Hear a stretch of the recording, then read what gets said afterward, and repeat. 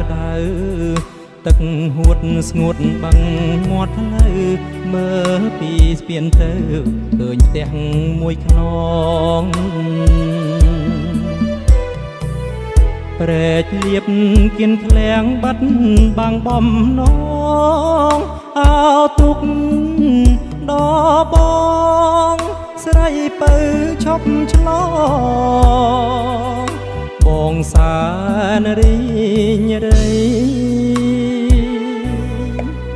ស្ពានជ្រោយចង់វាប្រហាខ្ញុំហើយទុកដល់អត្រាយតតនបងអើយម្ដេចអូនដោះដៃលិចអ្នកទុកដល់ធ្លំចំឡងស្រីរៀបការ